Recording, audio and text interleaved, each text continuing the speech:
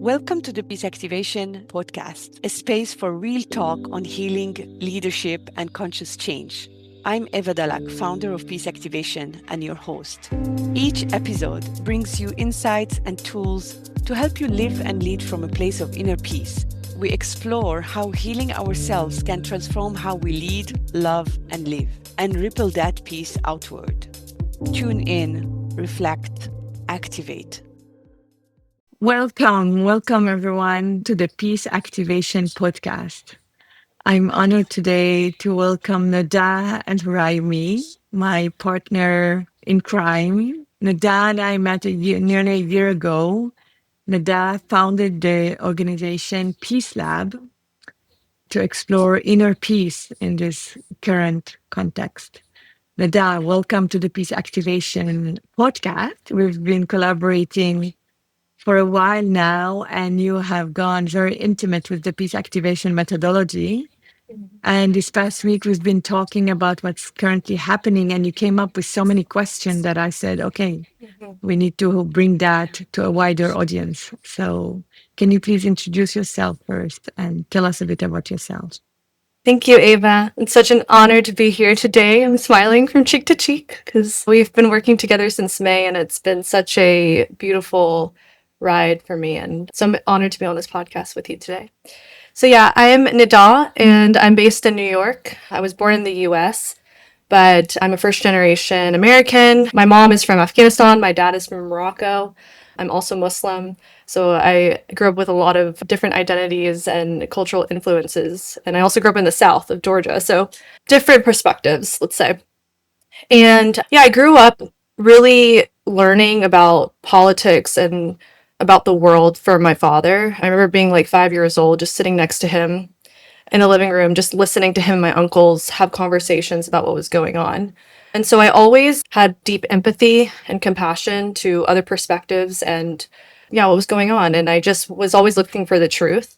And it led me to studying international relations and political science in my undergrad. And then when I was in my master's a few years ago, I went to NYU, New York University, and I studied peacebuilding because I wanted to figure out how to deal with people directly. And I just felt like there was a lot of perspectives that were left out of the conversation studying foreign policy and security.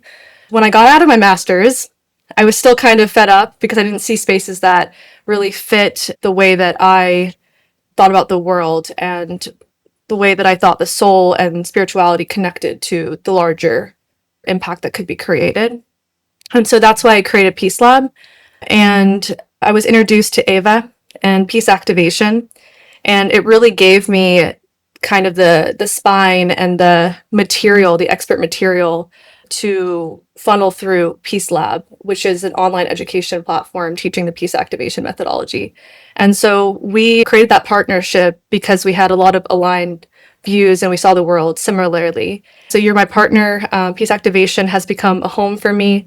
It's the greatest honor, I'll say it again, to wake up every day and get to do this work. And it really supported me in creating a path and figuring out how to teach this work to people my age, especially in urban settings like New York, where I feel like we need a lot of these tools to stay connected to what's happening globally. Thank you, Nada. It is also an honor and a pleasure to work with young generation and see the impact that it has on people that are really asking questions that no one is there answering them, and very, very practical question, very heart-centered and at the same time lost. And for me, it's been a privilege to work with you and through you to understand how people of your generation are seeing the world and what are their needs and how we can best address them. And I think that's part of the reason why I have chosen to put the 7 week course that we're launching soon, which teaches the foundation of peace activation underneath Peacelab. And that this would be the second cohort, and you're part of the 7 months teacher training. And inshallah, hopefully, you will be the one to be teaching it in the future. So it's a beautiful collaboration and partnership, and I enjoy very much working with you. Thank you. Nada, now it's on to you to ask me the question that your friends and colleague and family member are asking you. Yeah. Thank you, Ava. Yeah. Right now, there's a lot of questions about whether even peace is possible. I feel like it's a touchy subject for many people at this moment, Yeah. especially since when in the last few weeks we've seen bombings happening in Iran and Lebanon. I've just been hearing from my friends who have family in Beirut and in the south of Lebanon, also friends that currently can't reach their family in Tehran. And so it's an interesting reality we're living in because we're on the periphery, I would say, living in New York, not in the eye of the storm. But a lot of these questions come from that perspective also of like, how do we navigate? How do we have these tough conversations when people kind of hear the word peace at first? They kind of are cynical about it. They don't really Yeah. understand. And so we're here to really help redefine that. And a lot of these questions for you today are to explain that for people. And so the first question I have for you is, so given the geopolitical context right now, like I just mentioned, the bombings in Iran, Lebanon, and what we've seen in Palestine and Israel, I just heard, I think it was last week, that there was threats for bombings in the south of Turkey. My uncle and aunt just canceled their trip in June to go to Turkey, which is unfortunate. And so with all of this happening right now, how are we explaining our work at Peace Activation? It's a broad question. It's a broad question, but it's such an important question because I feel peace activation is not a promising work piece. The work piece would be the consequence of the work that we each individual are going to do at peace activation. Peace activation is really about how do I find the center in my heart and regulate my nervous system so that when I come and take action in the external world, I'm able to do it from a place of center and not increase the turmoil, the chaos. And so it allows me to respond rather than react. And it's not necessarily going to change the situation per se, the environment. The environment is very violent right now. It's very chaotic and volatile. But my response to it will increase the situation or not. And I think right now we're all being asked not just to look at what's happening as a bypasser, but to witness and take action. But if I'm enraged and if I'm frustrated or if I'm frozen because of my trauma response, I'm not able to take any action. And so what happens is that we have people that are in a dominant position in power that have no interest of the people are leading us towards this war. These people supposedly are chosen. There's many people that are in favor of this war and of what's happening, and they're fighting against those people that are not in favor. And so we're getting again into two polarized position. Either you're for the war or you're against the war. Similar to like either you're for vaccine or you're against vaccine. And that creates separation, it creates polarization, it creates no space in between to really hear the other and try to see it from a place of where they are at. You spoke of empathy. We're lacking so much empathy right now towards each other. And peace activation was born from that space specifically. Like I missed COVID because I had lost my eyesight. I didn't follow any of this polarization at the time, but I had my own polarization inside. And my healing process has been about how can I see beyond what is apparent? How can I see into the invisible? And I had an initiation of 2 years to see that. And I saw peace. I found my inner peace. And so on October 23, 2 years ago, when I founded Peace Activation, that was another initiation of stepping into that field beyond right doing and wrongdoing, that field where the encounter happened. That's where the field where people were meeting or and are still meeting in peace activation. And I feel like right now we're in the third initiation, as if we've been tested each time with each word event where we're being asked to choose a camp for or against. and it doesn't allow the complexity of our being and of the situation to be really revealed. And so for me, we can talk of peace activation right now because that's the space in between when you're understanding the complexity and the paradox of what's happening now, rather than the propaganda that is being sold to us that this war is necessary to destroy, I don't know, terrorism or to liberate the women of Iran. of Iran, when we actually, I just said Hmm. women of Afghanistan, because that's what we Yeah. were told. We were Yeah. told the same story when the Hmm. war in Afghanistan started. We were told the same story when the war on Iraq started, when the war in Syria started. Like in each of these, like righteous war, we were promised peace in the name of violence. And so, of course, people don't trust peace now. The word peace has lost so much of its sacred meaning. And it's precisely for that that I actually chose peace activation as a term, Hmm. because we're activating the sacredness of peace. We're bringing it back to its true essence. And its true essence, peace, starts within. Hmm. And when I'm regulating my nervous system, and I can find my inner peace, then when I hear you and I'm triggered by your narrative because I feel this is so outrageous, I completely disagree with you. How on earth can you think that way? I can still be in that conversation.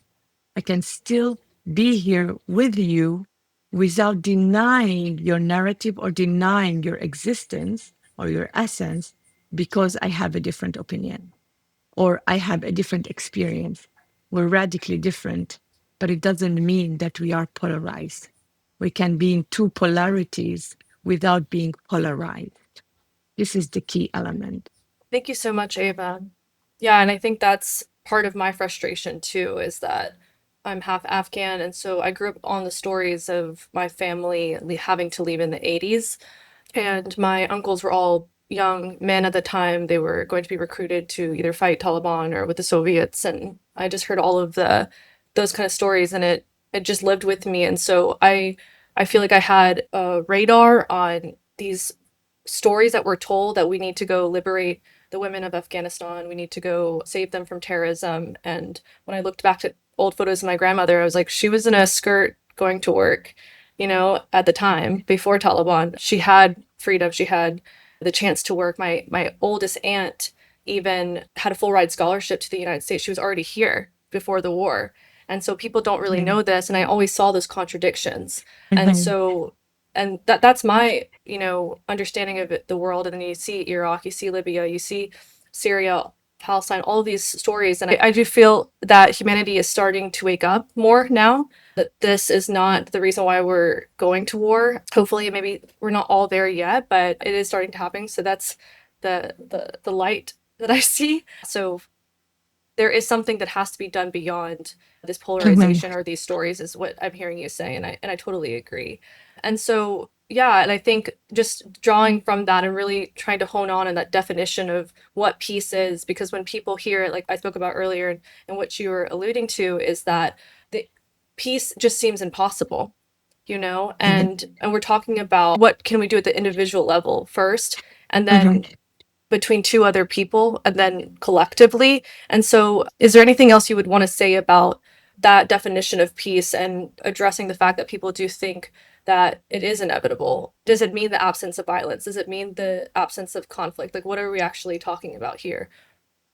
Mhm. Thank you, Nada. It's a very important precision. Peace is not necessarily the absence of conflict.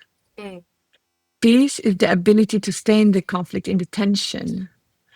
The definition, before even defining peace, what is conflict?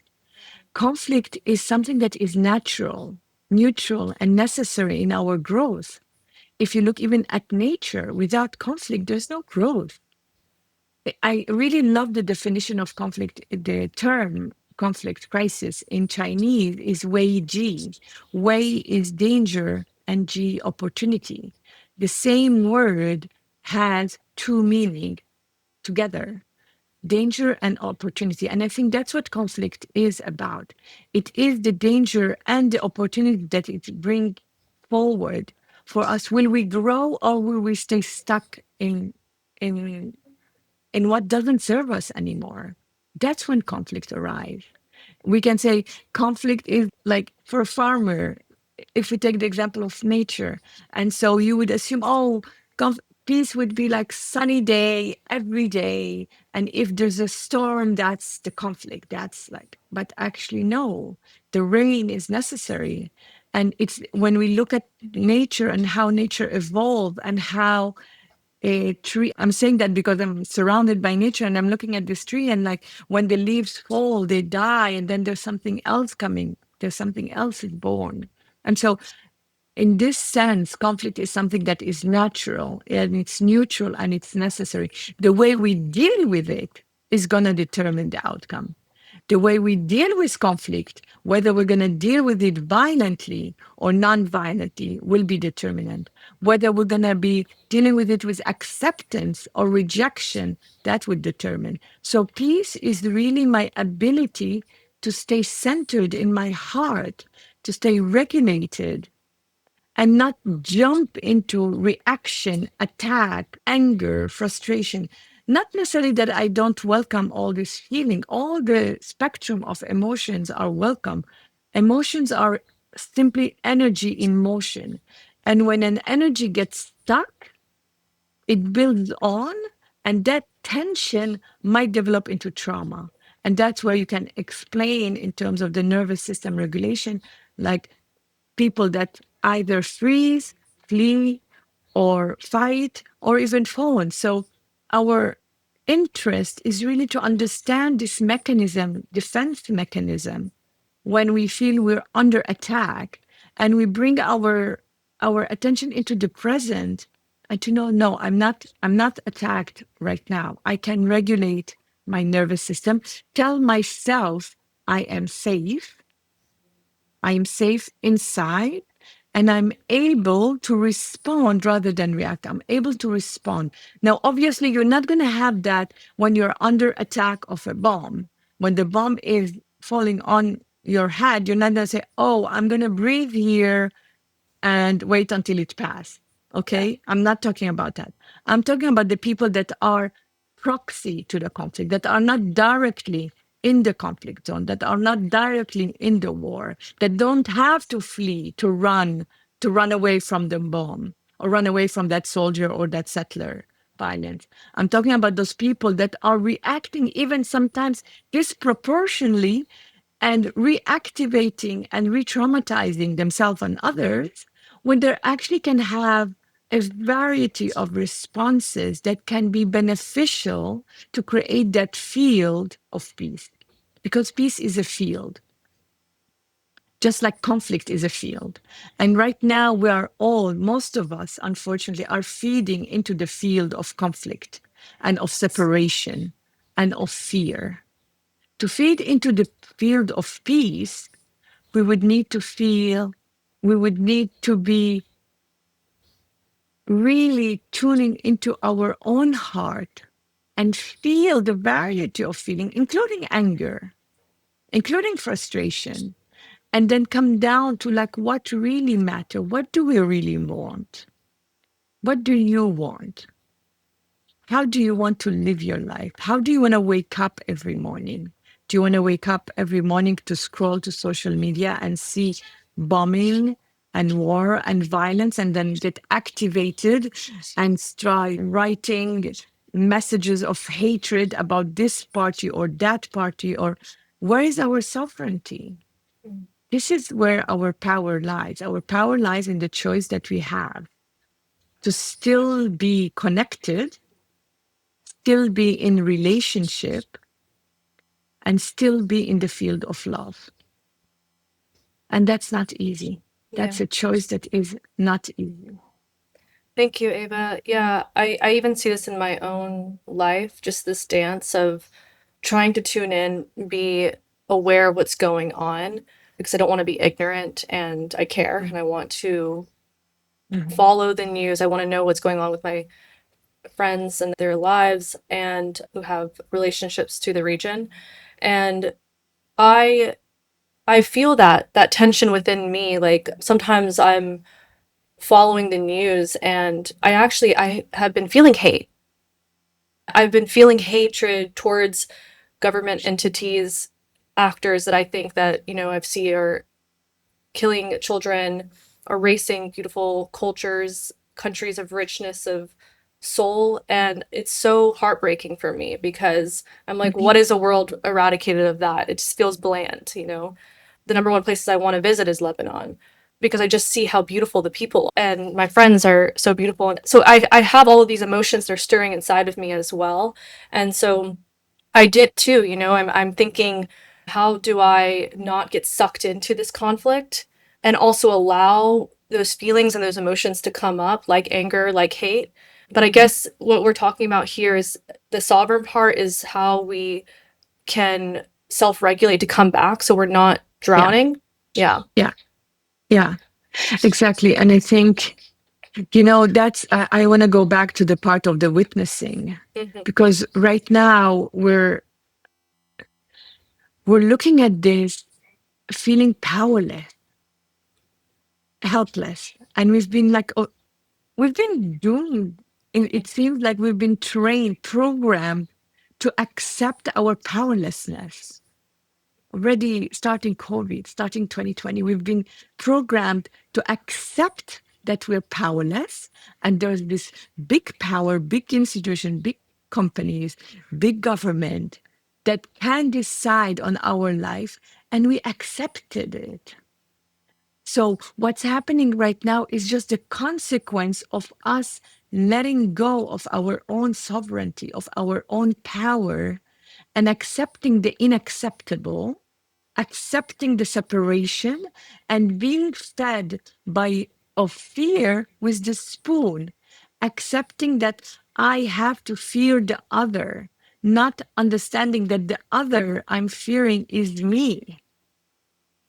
There is no other. The other has the same needs and interest and sense of belonging just like me. The only difference is that it's radically different than me. That from where they're sitting, they're viewing me as the enemy, they're hating me, they're thinking I am the problem.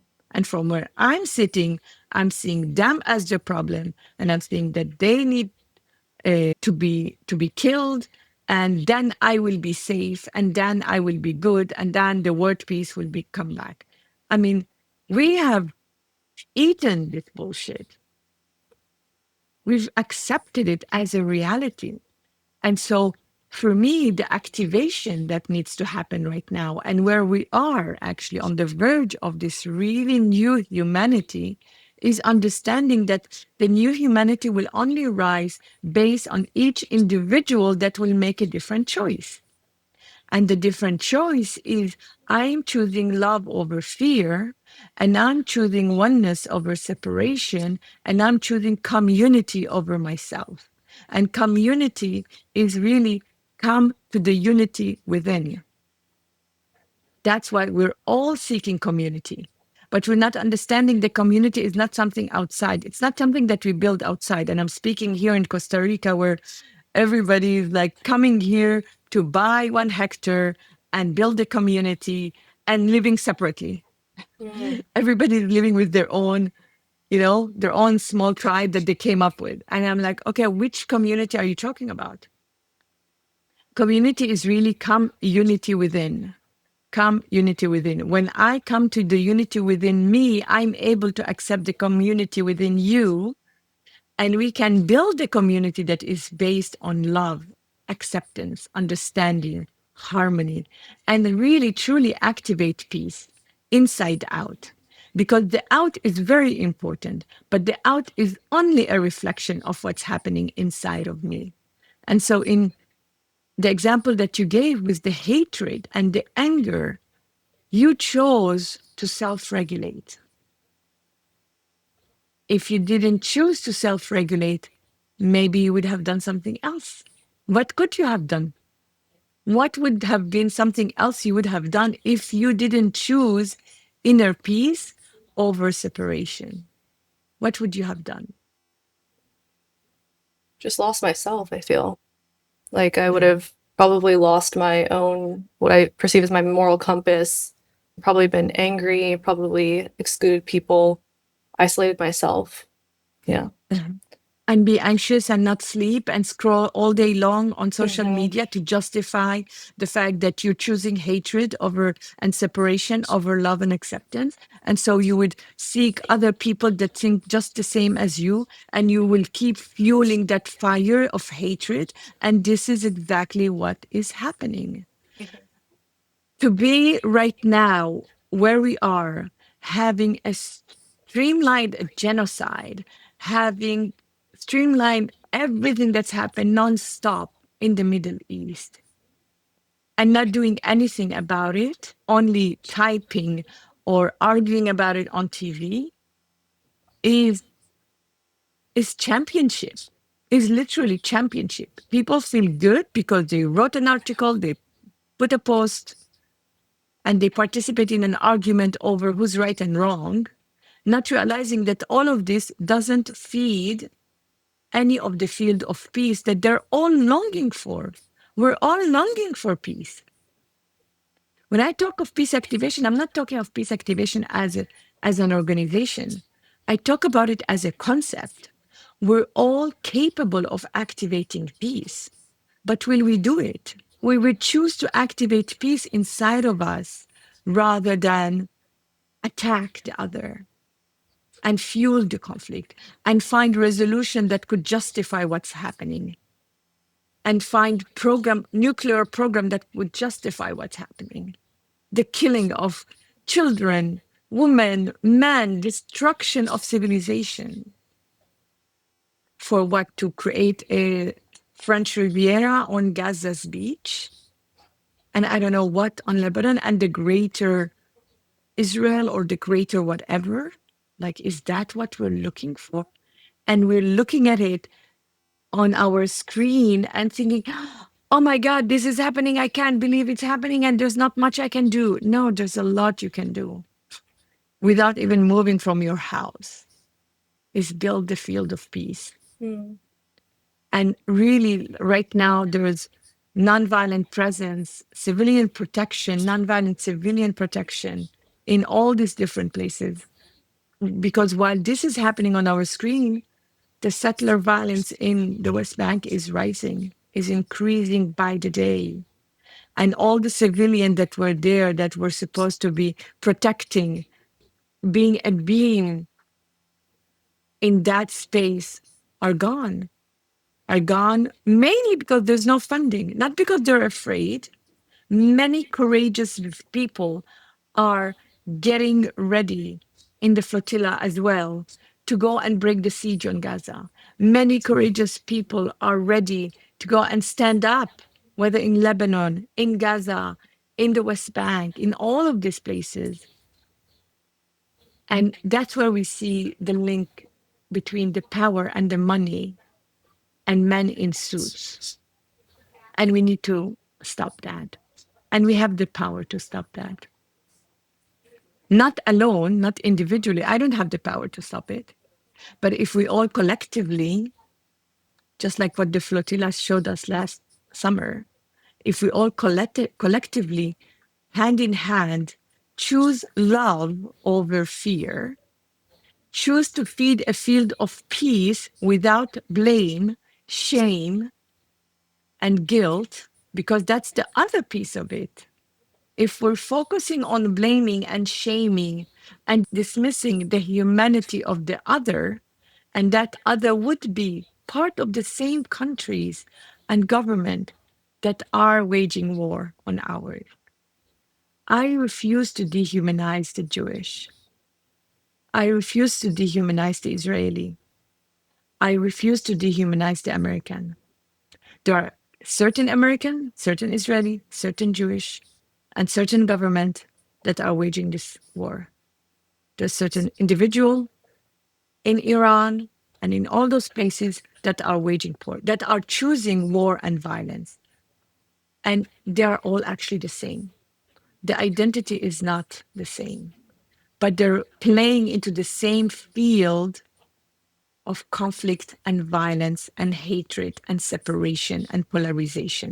This is the field we're fighting right now. There's two polarities, and we are in the middle, because in the middle we get to choose, am I going to polarize hate and fear, or am I going to choose love, acceptance, peace, harmony, and community? And community is not just my tribe and my religion. Community is the whole of humanity. And that's really the new consciousness that we are calling in. Mm. There's so many questions I have from this, and I guess the first one is that when I think about like how do I activate peace, like I mentioned before, from the periphery, like I'm in New York, Mm-hmm. and I Mm-hmm. feel that people fall into the trap of consuming media or going to protest or arguing with people on the street, maybe all of these things, because it is what you're talking about, that powerlessness. So, like, I don't know how to support, I don't know how to help because I'm not there, and it is this guilt feeling.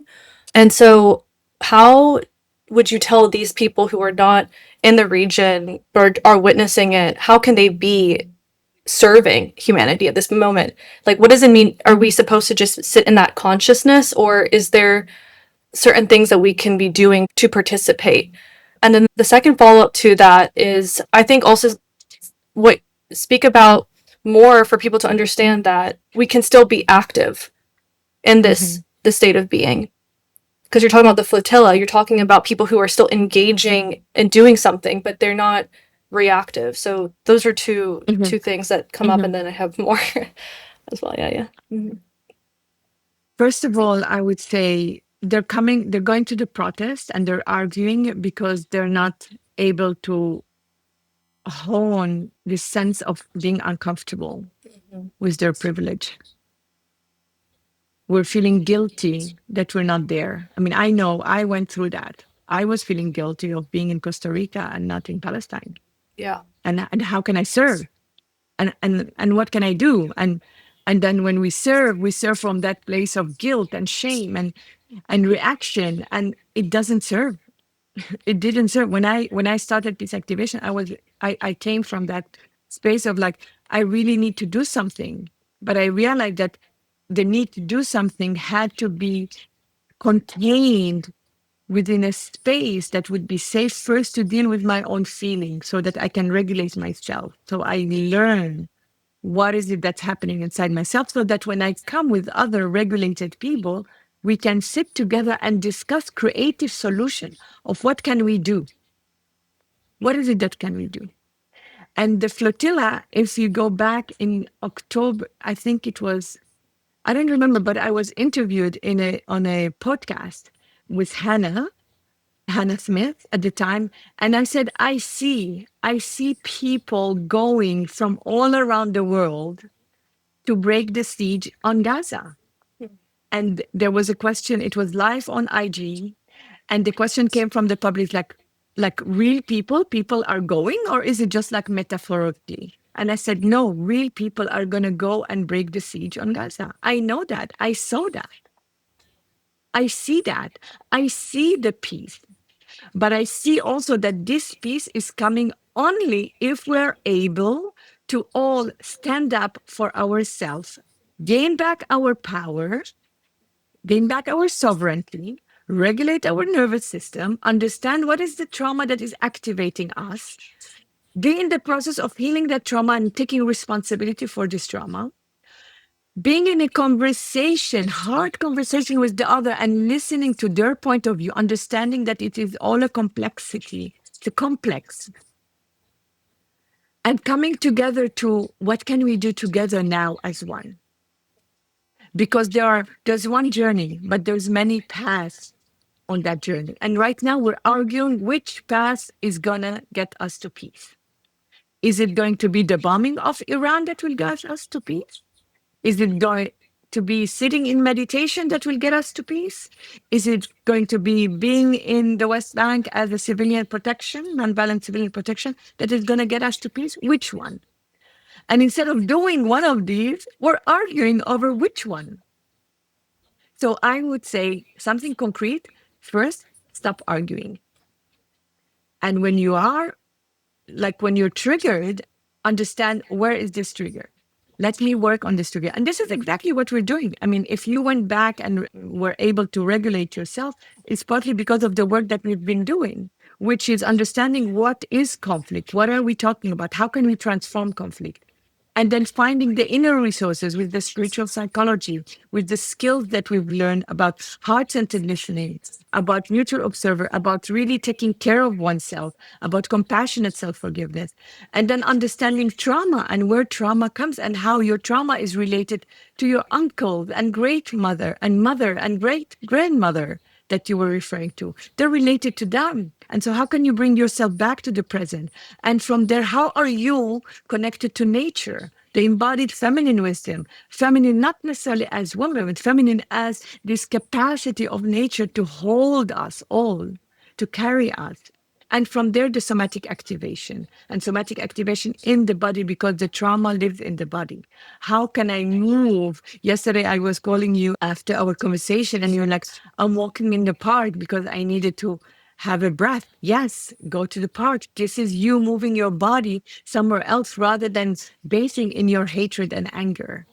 And so these are all the tools that we teach so that people are able to come back and activate peace inside of them, regain their power of reaction, and be able to come back and then creatively, because then that's when the energy come back and you have a lot of energy of creative to see how are we going to break this siege? How are we going to break this madness? How are we going to stop this lunatic from ruling the world? It will take us to become leaders so that the leaders that are currently leading us can really be pushed out. They have come into a vacuum because we, the majority, didn't take responsibility for the leadership and the sovereignty that we have. Yeah. We just gave our power for so long to others to lead us. And I think this is what this new wave is about, us as individuals coming back to self and being connected. And that is what I feel from the peace activation methodology, just being in the 7 months teacher training as well, because all of this practice has worked. I feel that I am coming more connected, like into more wholeness. And from that space of wholeness, I'm seeing that there is actually more space to deal with what is outside here. Yeah.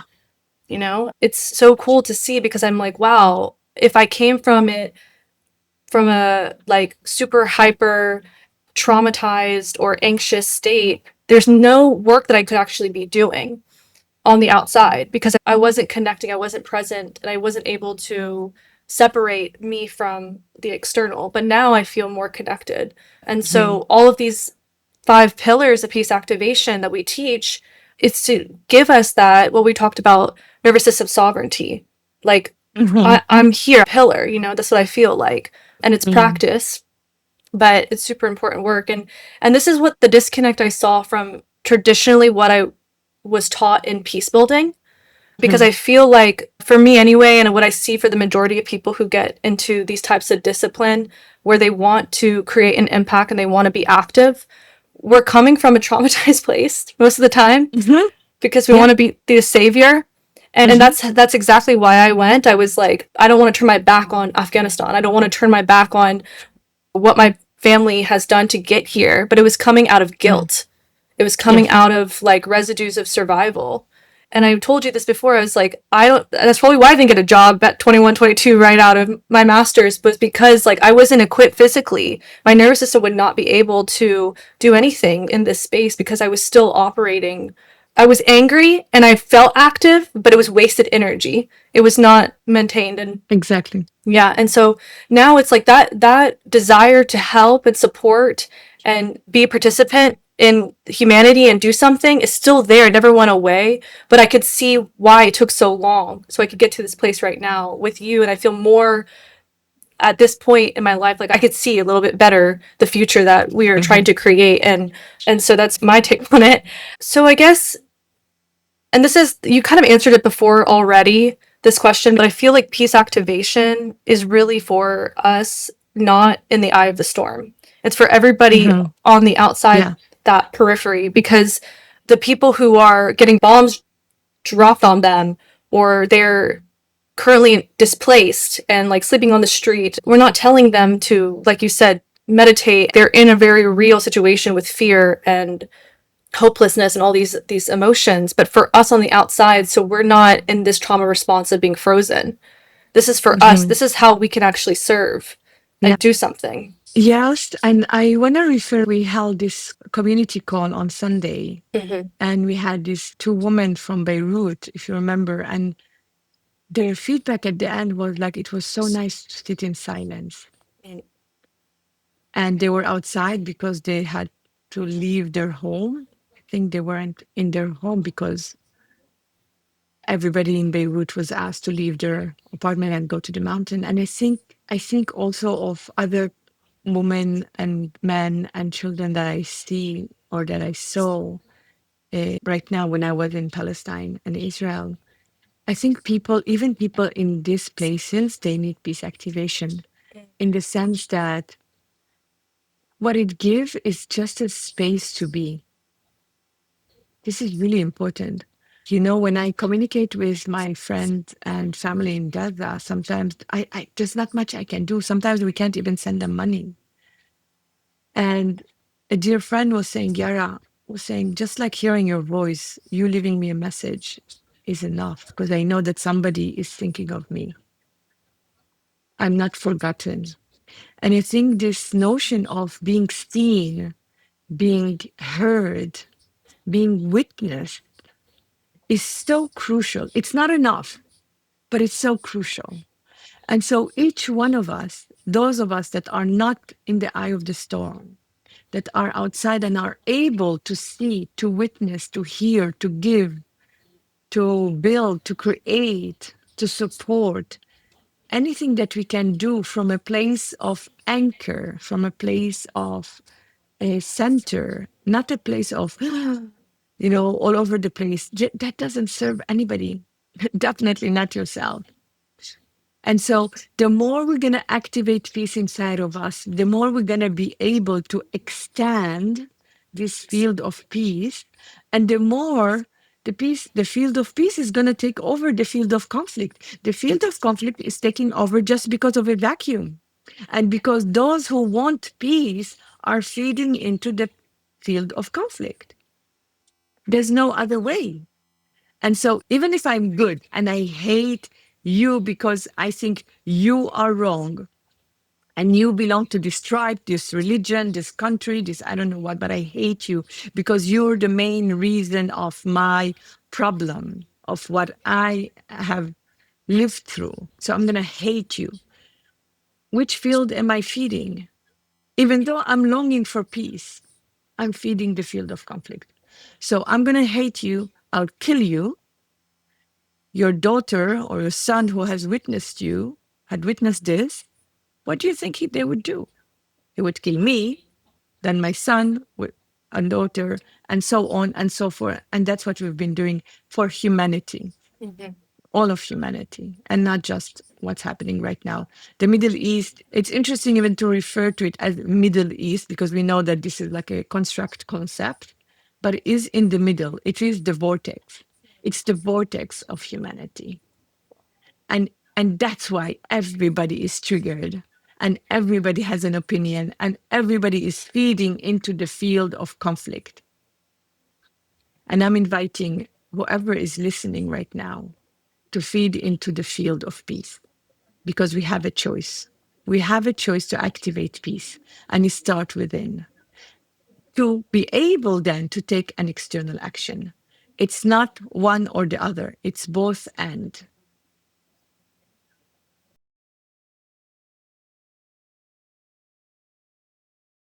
Thank you so much, Eva. Thank you, Nada, for all this interesting question and an invitation for you, dear listener. If you're listening to this, and something triggered you, or if during the week you're faced with situations or with people that trigger you, be with it. Get in touch with what's happening in your heart and put your hand on your heart and take a deep breath and see if that changes anything. Stay in the conversation, stay in your body. Try this for once. Don't deny what you're feeling, don't run away, stay with it. And inner sit in your body. Even if you don't understand what's happening for you and why you're having this reaction, stay in your body and stay in your heart.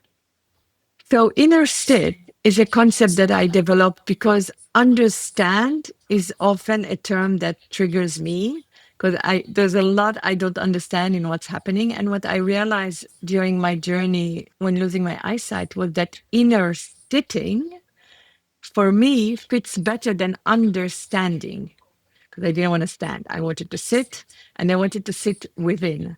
So the invitation is really to inner sit with yourself in your body when all this emotion comes and when you are faced with challenging situation, challenging conversation, challenging information. Stay with it, stay with yourself, stay in your body. If you're in a conversation that triggers you, or if you're in a conversation with whom you're not in agreement, stay in the conversation, stay in the room. And you can send us messages, email, notes on how that felt for you and ask more questions. So people can come and get a taste on an immersion that we'll have in Greece just in May, inshallah. Inshallah. Yeah. All right. Beautiful work. Thank you so much, Eva. Thank you, Nada. Thank you. Thank you for being here, for listening, for feeling, and for holding space with us. If this episode moved you, please support the Peace Activation podcast by subscribing, sharing it with friends, or posting about it online. Every ripple counts. We'll be back next week with another conversation that dives deep into what it truly means to activate peace within and around us. To support the vision behind Peace Activation, visit peaceactivation.org and follow along on social media. You'll find both Peace Activation and me, Eva Dalak, across all platforms. Find all of these links in the show notes. Until next time, may you meet yourself and others with peace.